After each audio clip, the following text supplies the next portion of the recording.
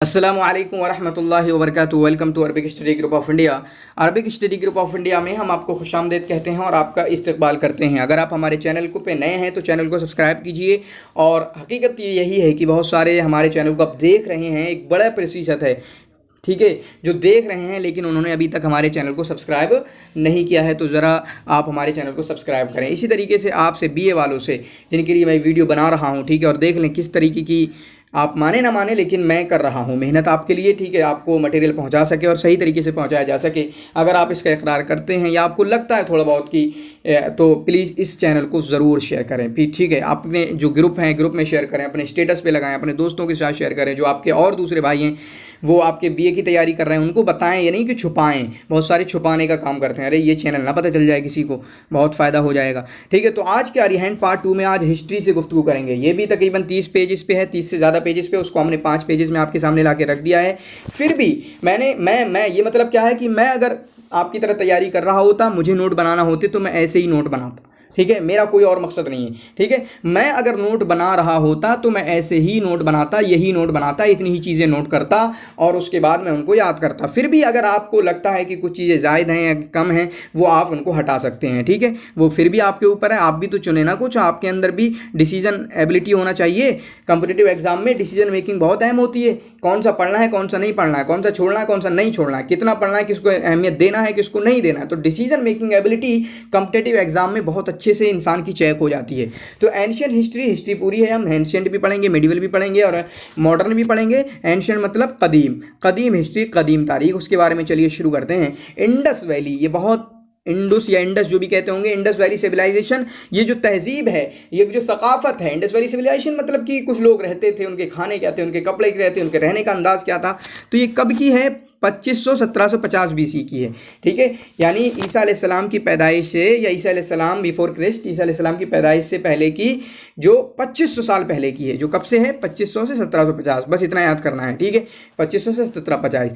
हड़प्पा है, हड़प्पा जो अभी कहाँ है? ये रवि रिवर पे, रवि जो नदी है वहाँ पे है, पंजाब पाकिस्तान में। इसको कब खोजा गया, कब इसका पता लगाया गया? 1921 में, ठीक है, 1921 से 1923 में। हड़प्पा मोहनजोदड़ो बहुत पढ़ते हैं नाम। ये कहाँ पे है? पंजाब के पाकिस्तान में, रवि नदी के पास। फिर उसके बाद मोहनजोदड़ो है, ये इंडस नदी के पास है, इंडस नदी के पास है, जो कि पाकिस्तान के सिंध में मौजूद है, ठीक है, पाकिस्तान के सिंध में मौजूद है। फिर उसके बाद वैदिक पीरियड है। वैदिक पीरियड कब माना जाता है? बस इतना याद कर लें कि 1500 से 1000 BC, 1500 से 1000 BC, यानी इंडस वैली सिविलाइजेशन के 1000 साल बाद, इंडस वैली सिविलाइजेशन के 1000 साल बाद वैदिक पीरियड शुरू होता है, ठीक है। ये कब हुआ? वो ये है कि the civilisation started with the migration of Aryan people in north western part of India. जब आर्यन लोग जो हैं इंडिया के नॉर्थ वेस्टर्न, इंडिया के शिमाल में आना शुरू हो गए, उत्तर में आने लगे, तो जब से वैदिक पीरियड शुरू होता है। आपका क्या याद करना है? 1500 से 1000 BC बस। ऋग्वेदिक रिवर, ऋग्वेद में या वेद में जो रिवर नदियों का तस्करा है वो अब भी मौजूद है, और वो वही मैं लेके आया हूँ जो अभी मौजूद हैं। आप थोड़ा सा इनके बारे में मैप सर्च कर सकते हैं, ठीक है। जैसे इंडस है, झेलुम है, रवि है, सतलज है, गोमती है, सरस्वती है, घाघर है, चेनाब है, ठीक है। ये इनका तस्करा ऋग्वेद में भी मौजूद है। किंग सम्राट वाज एन लेटर वैदिक पीरियड 1500 BC, ठीक है। किंग सम्राट का जो हम बहुत नाम सुनते हैं वो कब थे? वैदिक के आखिरी पीरियड में थे या वैदिक पीरियड के बाद थे, जो कि 1000 से 500 BC माना जाता है, ठीक है।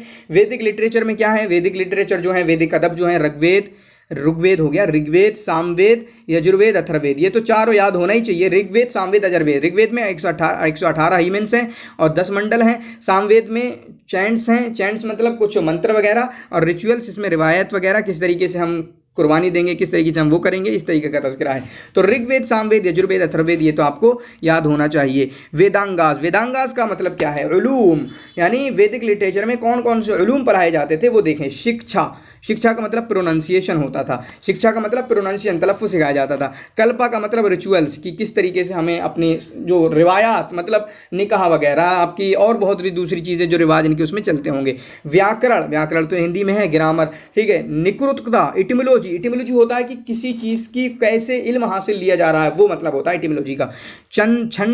चंडा मैट्रिक्स, ठीक है। ज्योतिषी, एस्ट्रोलॉजी, ठीक है। तो दो तो मशहूर हैं ही, ज्योतिष, एस्ट्रोलॉजी बोला जाता है अब भी। व्याकरण, ग्रामर, बाकी ये भी आप थोड़ा याद कर सकते हैं या फिर छोड़ भी सकते हैं, कोई इतना बड़ा मसला नहीं है इसमें, ठीक है। बाकी पुराण कितने हैं, पुराणा कितने हैं, तो देयर आर 18 पुराण, ठीक है, 18 पुराण हैं। पुराण कितने हैं, पुराण 18 हैं, ठीक है, पुराण कितने हैं, 18 हैं। फिर उसके बाद ये कुछ फिलॉसफी हैं, दर्शन, there are 6 schools of Indian philosophy called Shad Darshana. दर्शन मतलब कुछ स्कूल फिलॉसफी हैं, जैसे न्याया है जो गौतम की है, वैशेषिका है जो कि कंदा ऋषि की है, ये भी छोड़ सकते हैं आप, ठीक है, ये भी आप छोड़ सकते हैं, ठीक है। संख्या है, कपिला की है, योगा है, पतंजलि की है, पूर्वा की है, या इस तरह कोई चीज़ पे एक बार नज़र डाल लेना काफ़ी होता है, ठीक है। फिर उसके बाद महाभारत जो है लार्जेस्ट इपिक है, जो किसने लिखी है, वेद व्यास जी की, वेद व्यास जी की है लार्जेस्ट इपिक का मतलब कोई तारीखी रिवायत या तारीखी कहानी जो सबसे लंबी है, सबसे बड़ी है, वो आपकी महाभारत है, ठीक है। 10,000 वर्सेस हैं, 10,000 वर्सेस हैं, ठीक है, किसमें, आपके महाभारत में। फिर बात करें वाल्मीकि की, तो वाल्मीकि रामायण की है, वाल्मीकि किसकी है, रामायण की है, वो वाल्मीकि जो है, रामायण किसकी है, वो वाल्मीकि की है। वाल्मीकि ने रामायण लिखी है, उसमें 29,000 आपकी वर्सेस हैं, ठीक है, 29,000 आपकी वर्सेस हैं। जैनिज्म में अब धर्मों के बारे में आ गया। जैनिज्म में 24 थिंकर गुजरे हैं, 24 तीर्थ थिंकर गुजरे हैं, और इनके फाउंडर कौन है, महावीरा, जो कि 544 BC में पैदा हुए, किंग सम्राट के आसपास, जो अभी हमने पीछे पढ़ा, किंग सम्राट के आसपास, ठीक है। कहाँ पैदा हुए, कुंडाग्राम में, जो कि वैशाली के पास है, कुंडाग्राम में जो कि वैशाली के पास है, ठीक है। जैना जो टेक्स्ट हैं, जैना की जो चीज़ें हैं वो किस में लिखी गई हैं, प्राकृतिक लैंग्वेज में। ये आपका जेएनयू वालों के लिए आता है, जेएनयू वाले इसको ज़रूर देखें। आप जेएनयू की जो तैयारी कर रहे हैं उन बच्चों के साथ इस वीडियो को ज़रूर शेयर करें, क्योंकि उनके लिए तो सभी का सभी अहम है, कुछ छोड़ने के लिए नहीं। जामिया वाले थोड़ा सिलेक्टिव, बहुत ज़्यादा सिलेक्टिव भी हो सकते हैं, लेकिन जेएनयू वालों के लिए तो सब कुछ पढ़ने का है, ठीक है। तो प्राकृत लैंग्वेज में था, ठीक है। ये हो गया जैनिज्म के बारे में। 24 तीर्थंकर हैं, महावीरा जो हैं इसके असल हैं 540 के आसपास हैं, ठीक है, जो कि वैशाली में पैदा हुए, वैशाली के आसपास, और इनकी जो टेक्स्ट हैं, जो इनकी जो किताबें हैं, इनकी जो बुक हैं, वो आपकी प्राकृत लैंग्वेज में लिखी जाती थी। बुद्धिज्म के बारे में देखें, बुद्धिज्म के बारे में गौतम बुद्ध के जरिए इसको फाउंड किया गया, जिनको सिद्धार्थ भी कहा जाता था उस वक्त में, अभी नहीं, सिद्धार्थ इनका दूसरा नाम है। एक 563 में यानी ये महावीर के बाद पैदा हुए। 563 में इनकी पैदाइश हुई लुम्बिनी, नेपाल में। कहाँ पर, लुम्बिनी, नेपाल में, ठीक है। और जो बुद्धिज्म जो है 2 फिरके इसके बने हुए हैं, एक है हिनायान या महायान। हम लोग ये पढ़ते हैं, धर्म को पढ़ते हैं ना, फिरक अदियान का हमारे एक सब्जेक्ट होता है अक्सर मदरसों में। हम जिस मदरसे में वहाँ पे था, और हमने बहुत अच्छे से इनको पढ़ा था, समझा था, ठीक है। Buddhist literature was in Pali language, इनका लिटरेचर जो था पाली लैंग्वेज में था। तो बुद्धिज्म का बुद्धिस्ट लिटरेचर था आपका पाली लैंग्वेज में, जबकि जैनिस्ट लिटरेचर जो था वो था प्राकृत लैंग्वेज में, ठीक है। तो ये आपका हो गया एंशिएंट हिस्ट्री 1-2-1.5 पेज में, ठीक है। फिर उसके बाद मीडिएवल हिस्ट्री शुरू हो रहा है, यानी मध्यकालीन भारत, यानी आपका वस्त तारीख वस्ता, ठीक है। मोहम्मद बिन कासिम ने, ये सवाल आ चुका है, मोहम्मद बिन कासिम ने इंडिया पर हमला किया 712 में और सिंध को फतह किया। इन्वेडेड इंडिया इन AD 712, 712 में, और सिंध को फतह किया। सुल्तान महमूद गजनवी ने इंडिया पर 17 हमले किए, 17 हमला किए, और 17वें में उसको कामयाबी मिली। महमूद गजनवी ने सोमनाथ टेम्पल पर 1025 में हमला किया। महमूद गजनवी ने सोमनाथ टेम्पल पर, जो कि काफ़ी मशहूर है, 1025 में उस पर हमला किया, ठीक है। स्लेव डायनेस्टी, अब कुछ इनके ख़ानदान शुरू होते हैं, ठीक है। गुलाम खानदान, इसे क्या कहेंगे, गुलाम खानदान, जो कि चला है 1206 से 1290। पहले आपको क्या करना है, खानदान का पूरा टोटल याद करना है। ये खानदान 1206 से 1290, खलजी डायनेस्टी 1290 से 1320, ठीक है, इस तरीके से याद करेंगे। तो गुलाम खानदान जो है, इसमें कौन मशहूर है, कुतुबुद्दीन ऐबक जो है फाउंडर हैं इस गुलाम खानदान के, लेकिन हकीकत ये है कि इसके फाउंडर और कोई हैं, लेकिन फाउंडर इनको भी माना जाता है, ठीक है, कुतुबुद्दीन ऐबक को। इनको लख बख्श कहा जाता है, लाख बख्श या लख बख्श इनको कहा जाता है। इन्होंने कुतुब मीनार को फाउंड किया, कुतुब मीनार बनाया, ठीक है, बिल्कुल सही बात है। इसी तरीके से जो सवाल आता है आपका, कुव्वतुल इस्लाम मस्जिद उन्होंने बनाई। इसी तरीके से 2.5 दिन का झोपड़ा इन्होंने बनाया। तो 3 चीज़ें हैं, कुतुब मीनार की बनाने की शुरुआत की। कुतुब मीनार पूरा इन्होंने नहीं बनाया, अल्तुतमिश ने पूरा किया बाद में, ठीक है। तो इसी तरीके से कुतुब मीनार को फाउंड किया, शुरुआत की। इसी तरीके से कुव्वतुल इस्लाम मस्जिद बनाई। इसी तरीके से 2.5 दिन का दरवाज़ा इन्होंने बनाया। अल्तुतमिश ने आपका ये जो आपका कुतुब मीनार है इसको पूरा किया था 1210 से 1236, इल्तुतमिश, ठीक है। Razia Sultana first and last Muslim women ruler in India, ऐसे ही सवाल आता है। Razia Sultana first and last Muslim rule, यानी पहली और आखिरी मुस्लिम हुक्मरान इंडिया में रज़िया सुल्ताना 1236 से 1240, यानी टोटल कुल 4 साल हुकूमत की है, ठीक है। खलजी डायनेस्टी, खलजी ख़ानदान क्या है, खिलजी ख़ानदान 1290 से 1320 चला है, यानी टोटल कितने हुए आपके 30 साल हुए, ठीक है। ये टोटल कितने हुए? 30 साल हुए, जिसमें जलालुद्दीन फिरोज खिलजी हैं जो पहले हुक्मरान हैं, अलाउद्दीन खिलजी हैं जिनको सिकंदर सानी कहा जाता है, आपके क्वेश्चन में आ चुका है जेएमआई वालों के।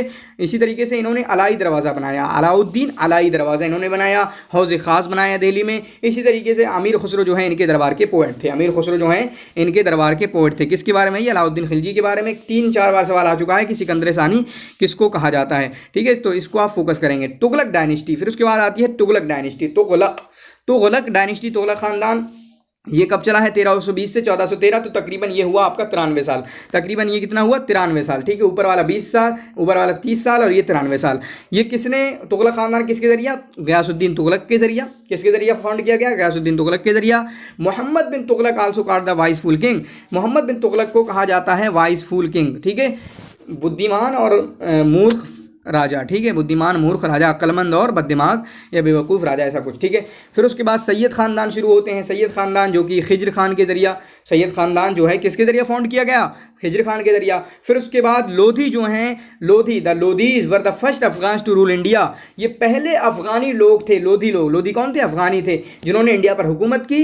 और जो लोधी ख़ानदान यानी इनकी हुकूमत किसके ज़रिए फाउंड की गई? बहलूल लोधी के ज़रिया। किसके ज़रिया? बहलूल लोधी के ज़रिए। यहाँ पर हमने कुछ एक निमोनिक्स याद कर ली है जो ऊपर जितने ख़ानदान गुजरे हैं।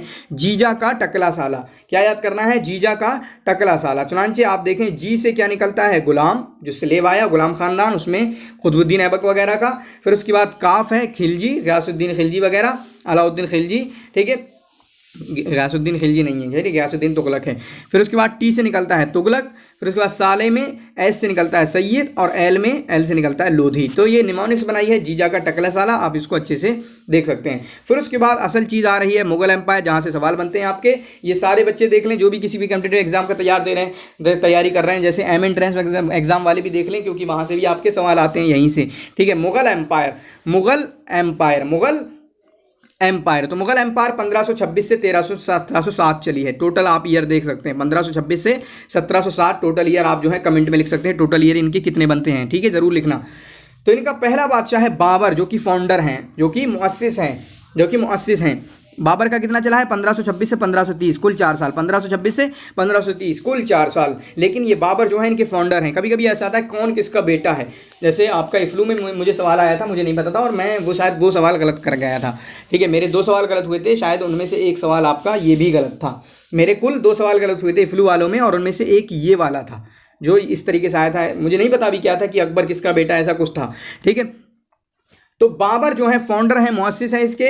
और गन पाउडर क्या है? गन पाउडर की ईजाद की इन्होंने, गन पाउडर ये इन्होंने इंट्रोड्यूस किया। इसी तरीके से इब्राहिम लोधी को इन्होंने हराया पहली पानीपत की जंग में। पानीपत का जो वार है, पानीपत का जो बैटल है, कई पानीपत की हुई है ना, और उनकी डेट वगैरह आप याद कर सकते हैं, वो अलग एक टॉपिक है, ठीक है। पानीपत की जंग में इन्होंने इब्राहिम लोधी को हराया। इन्होंने अपने लक़ब गाजी रखा और जिहाद का ऐलान किया, जिहाद की तरफ दावत दिया, जिहाद का ऐलान किया, और इन्होंने अपना लक़ब गाजी रखा। ये बाबर के बारे में 3-4 बातें, ठीक है। फिर उसके बाद हुमायूं के बारे में है। हुमायूं 1530 से 1556, यानी कितने साल? 26 साल। 1530 से 1556 यानी आपके 26 साल इनका चला हुमायूं का। हिज सिस्टर रोट, इनके बारे में और कुछ नहीं है, लेकिन इनकी बहन ने जो लिखी है गुलबदन बेगम। इनकी बहन कौन है? गुलबदन बेगम। उन्होंने लिखा है हुमायूं नामा। इनकी बहन जो है गुलबदन बेगम हुमायूं की, उन्होंने लिखा है हुमायूं नामा, ठीक है। उसके बाद अकबर का देखते हैं, तो अकबर का है 1556 से 1605, तो तकरीबन आपके बनते हैं ये 50 साल, 49 साल। अकबर के सेकंड बैटल ऑफ पानीपत इन्हीं की उसमें हुई है, और वो देख सकते हैं कि इसका रिजल्ट क्या रहा है। बुलंद दरवाज़ा इन्होंने बनाया, अलाई दरवाज़ा अलाउद्दीन ने, ठीक है। अढ़ाई दिन का छोपड़ा वो आपका उन्होंने बनाया, ऊपर वाले कुतुबुद्दीन ऐबक ने। यहाँ पर बुलंद दरवाज़ा ये मोनूमेंट्स में से, ये अलग टॉपिक है और इसको लाया जाएगा इंशाल्लाह ज़रूर, और वो आएगा, ठीक है। लूसेंट में मौजूद है और वो इंशाल्लाह आपके लिए वीडियो बनाकर लाई जाएगी। मैरूट टू हरखा से हरखा बाई से इनकी शादी हुई, हरखा बाई से इनकी शादी हुई। इसी तरीके से जजिये को इन्होंने ख़त्म कर दिया, और कहते थे कि जिजिया क्या? पीस टू ऑल, सुलह कुल के कहने वाले थे। सुलह कुल मतलब सब रहेंगे, सब आराम से रहेंगे, पीस टू ऑल, ठीक है। इसी तरीके से इनके उसमें बंदोबस्त, जब्ती सिस्टम आया, कुछ मालियात वगैरह में, फाइनेंस में कुछ आपकी चीज़ें हुई, बंदोबस्त और जब्ती सिस्टम। इसी तरीके से मनसबदारी का सिस्टम भी इसके उसमें आया, मनसबदारी का सिस्टम, ये कुछ फाइनेंस से रिलेटेड है, ठीक है। इनके जो 9 रतन हैं इनकी कोर्ट के, इनके दरबार के, अबुल फजल, फैजी, बीरबल, तानसेन, अब्दुल रहीम, खाने खाना। तो ये 6 कितने हुए, 1 2 3 4 5 6 ले आया, 9 को छोड़ दिया है। ठीक है, अबुल फजल, फैजी, बीरबल, तानसेन, अब्दुल रहीम, खाने खाना, अकबर के 9 रतन। ठीक है, अकबर के 9 रतन। क्लियर है, ये अकबर के बारे में हो गया। फिर उसके बाद है जहांगीर के बारे में, 1605 से 1627, ये तकरीबन है 22 साल। कितने हैं, 22 साल। ठीक है, इन्होंने आगरा फोर्ट में जंजीर अदल कायम किया। इसी तरीके से 5वें सिखों के 5वें गुरु हैं, उनको फांसी दी इन्होंने, एग्जीक्यूटेड, 5वें गुरु को इन्होंने सजा दी, फांसी दी। ठीक है, जहांगीर ने। फिर उसके बाद 5वें हैं शाहजहां। टोटल कितने हैं, 6। टोटल कितने हैं, 6। वो आप तरतीबवार याद कर सकते हैं। पहले हैं बाबर, फिर उसके बाद है हुमायूं, फिर उसके बाद है अकबर, फिर उसके बाद जहांगीर, फिर उसके बाद शाहजहां, फिर उसके बाद औरंगजेब। क्लियर है। तो शाहजहां का क्या, शाहजहां का क्या है, 1628 से 1658। इनका कितना हुआ, आपका 30 साल हुआ। कितना हुआ, 30 साल हुआ। बीजापुर और गोलकोंडा ये कुछ मशहूर है इनके, उसमें जिन्होंने बनाए। इसी तरीके से मोती मस्जिद इन्होंने बनाई, ताजमहल उन्होंने बनाया, जामा मस्जिद इन्होंने बनाया, रेड फोर्ट इन्होंने बनाया। ठीक है, रेड फोर्ट इन्होंने बनाया।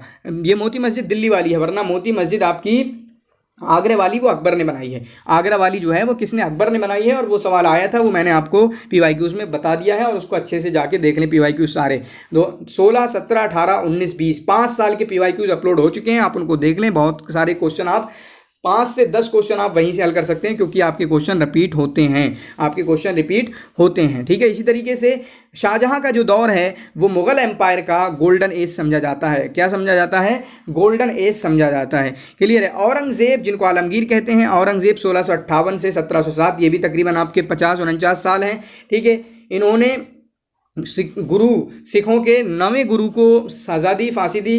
दरवीश या जिंदा पीर अपना लक़ब रखा इन्होंने, औरंगजेब आलमगीर ने दरवीश या जिंदा पीर अपना लक़ब रखा। सती को हराम करार दिया। सती जो हिंदुओं में रहता था कि अगर शौहर का इंतकाल हो गया तो औरत उसके साथ जल जाएगी, कितना क्रूअल था।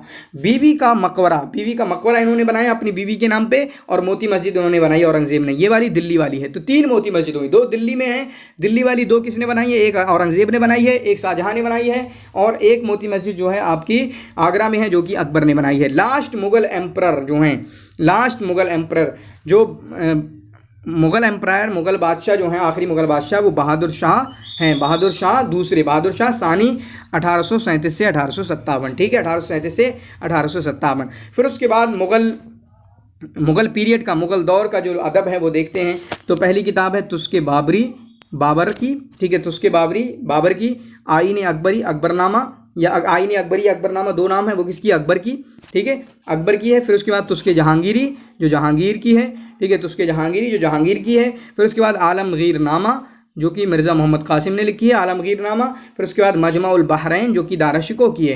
तो ये 5 से 6 किताबें, इनको अच्छे से याद कर लें। ठीक है, फिर उसके बाद नानक, कुछ चीज़ें हैं जो थीं, नानक जो इस दौर में थे, और उनके बारे में। नानक जो हैं ये इन्होंने सिख धर्म की बुनियाद डाली 1469 से 1539 में, इनकी ये जिए हैं। ठीक है, 1469 से 1539 में ये जिए हैं। और आखिरी गोविंद सिंह जो हैं, इनके लास्ट गुरु हैं, 24 लास्ट गुरु हैं। ठीक है, और खलसा की इन्होंने बुनियाद डाली, जो खलसा कुछ प्रोग्राम वगैरह इनके होते हैं, कुछ है 1675 से 1708। फिर उसके बाद मॉडर्न पीरियड शुरू हो रहा है, मॉडर्न पीरियड। ठीक है, तो इंडिया में बहुत सारे फॉरेनर आए, हम सिर्फ अंग्रेज़ों को याद करते हैं, लेकिन सभी आए, और ये उसी तरतीब के साथ आए जो यहाँ लिखा है। पहले पुर्तगीज़ आए, डच आए, डच मतलब हॉलैंडिस। ठीक है, उसके बाद इंग्लिश वाले आए, डेन्स आए, और फ्रेंच आए। ठीक है, तो इतने आए हैं और इसी तरतीब के साथ आए हैं। वास्को डी गामा 1498 में कालीकट आया, इंडिया आया 1498 में। और इसके बारे में एक सवाल आता है कि पहला बंदा जिन्होंने समंदरी सफ़र, यूरोप से समंदरी सफ़र इंडिया तक कैसे पहुंचा जाएगा, इसी ने खोज की है, और यही पहुंचा था, वास्को डी गामा। ठीक है, फिर उसके बाद ईस्ट इंडिया कंपनी जो है 1600 में बनी है। ये सवाल आपके पूछे गए हैं। ठीक है, बैटल ऑफ प्लासी की जंग हुई है आपकी 1757 में। इंग्लिश ने हरा दिया सिराजुद्दौला को, अंग्रेज़ों ने सिराजुद्दौला को हरा दिया। प्लासी और बक्सर 57 और 64। ठीक है, फिर उसके बाद बैटल ऑफ बक्सर हुई है, जिसमें मीर कासिम, सिराजुद्दौला, शाह आलम, ये इनको हराया गया, तीनों को। अब तीनों मिलकर लड़े, और तीनों किससे हारे, अंग्रेज़ों से। तो दोनों ही जंगें हारी गई हैं, battle of Plassey, battle of Buxar. ठीक है, सिराजुद्दौला दोनों ही मौजूद था। फिर ईस्ट इंडिया कंपनी जो है सिर्फ इंग्लिश नहीं थी, हम इंग्लिश वाला ही हमें याद रहता है। ईस्ट इंडिया कंपनी इंग्लिश की भी थी, जो 1600 में बनी, डच की भी थी 1602 में, डेन्स की थी 1616 में, फ्रेंच की थी 1664 में। बस ये मैंने बताने के लिए लिख लिया है, वरना आप सिर्फ वो जो आपका जो बोल्ड है उसी को याद करेंगे सिर्फ। 1600 यानी ईस्ट इंडिया कंपनी जो है आपकी 1600 में बनी है।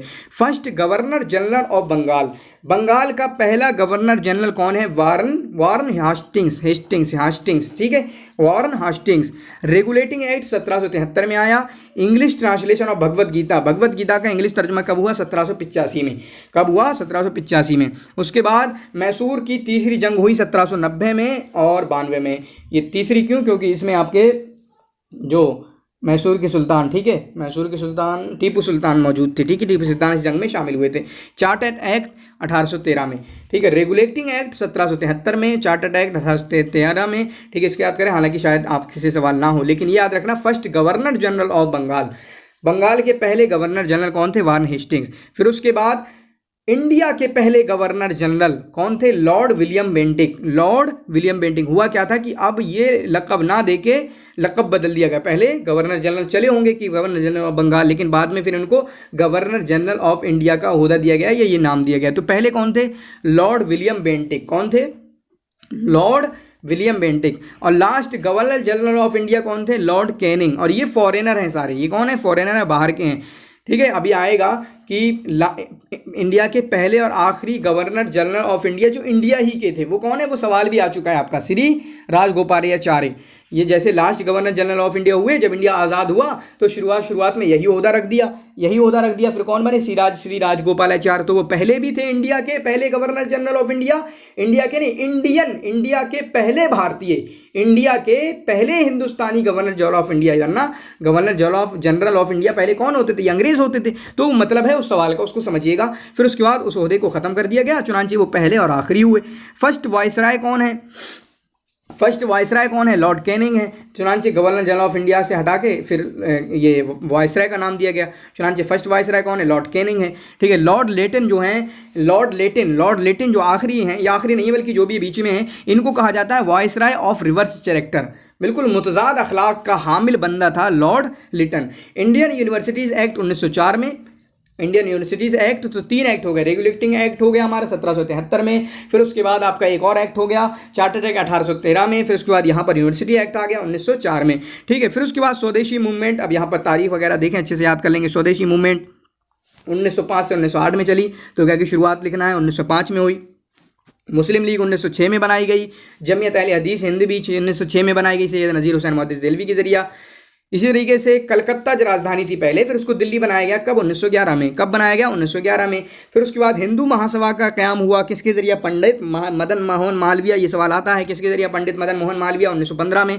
कब? 1915 में। रोवाल्ट एक्ट हो गया 1919 में। तो 4 एक्ट हो गए, फिर से देख लें।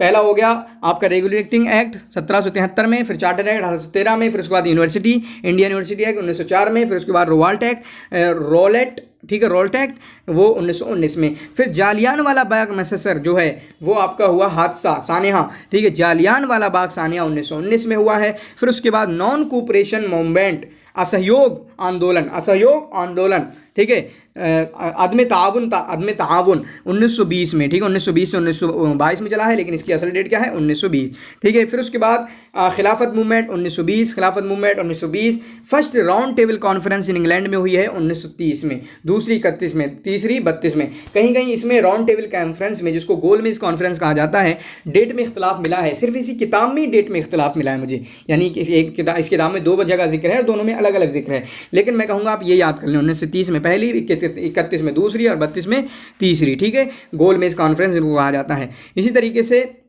गांधी इरविन पैक्ट जो है वो 1930 में हुआ, गांधी इरविन पैक्ट जो है वो 1930 में हुआ। पूर्ण स्वराज डिक्लेरेशन, यानी हमें पूरा स्वराज चाहिए, पूरी आज़ादी चाहिए, हम अपने इंडिपेंडेंट होना चाहते हैं। ये कब हिंदुस्तानियों ने या इंडियन नेशनल कांग्रेस ने कब ऐलान किया? 1925 में।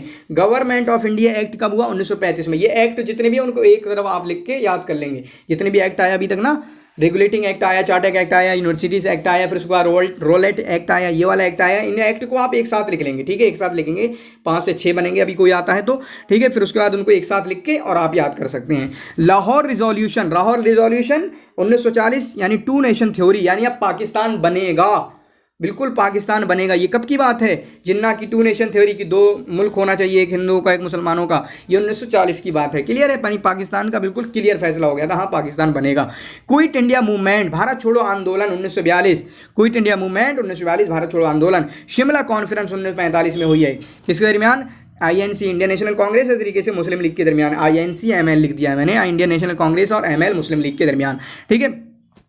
First and last Indian governor general of India, जो मैं बता रहा था, पहले और आखिरी Indian governor general of India, India के पहले और आखिरी हिंदुस्तानी, ये असल है यहाँ पर हिंदुस्तानी। ठीक है। ये कौन है? श्री राजगोपाल आचार्य। ये क्वेश्चन PYQs में है, पूछा जा चुका है, अच्छे से याद कर लेना। फिर एक और देखें, ये 7वां एक्ट है, तकरीबन 6वां या 7वां है, Indian independence act 1947, Indian independence act 1947। Clear है। रिवोल्ट ऑफ 1857, बगावत हिंद जिसको कहता है, सौरतुल, हम बगावत नहीं कहेंगे बल्कि सौरतुल हिंदिया कहेंगे, इनकलाब। ठीक है। 1857 का हम बगावत नहीं कहेंगे, बगावत उनके लिए है, लेकिन वो इनकलाब था। ठीक है। सौरतुल हिंदिया कब हुआ? 1857 में। ये भी एक सवाल है।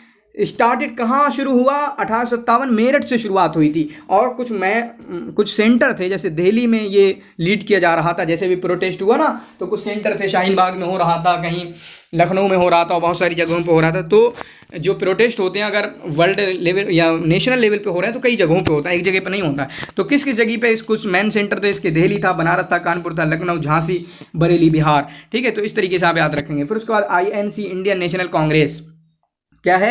इंडियन नेशनल कांग्रेस, जो किसके जरिए बनाई गई? 1885 में AO ह्यूम के जरिए, AO ह्यूम के जरिए ये इंडियन नेशनल कांग्रेस 1885 में बनाई गई। फिर उसके बाद पार्टीशन ऑफ बंगाल, तकसीम बंगाल कब हुई? 1905 में। पार्टीशन ऑफ बंगाल, तकसीम बंगाल कब हुई? 1905 में। स्वदेशी मूवमेंट जो पीछे आया 1905 में। ठीक है। मुस्लिम लीग पीछे भी आया, 1906 में बनाई गई, किसके जरिया? आगा खान के जरिया। तो हमने पढ़ा इंडियन नेशनल कांग्रेस बनाई गई 1885 में, मुस्लिम लीग 1906 में, उधर किसके जरिए बनाई गई? इंडियन नेशनल कांग्रेस जो AA ह्यूम के जरिया, और जबकि मुस्लिम लीग आगा खान के जरिया। आगा खान, सलीमुल्लाह, मोहसिन मुल्क, ये 3 लोग थे। आगा खान, सलीमुल्लाह, मोहसिन मुल्क। ठीक है।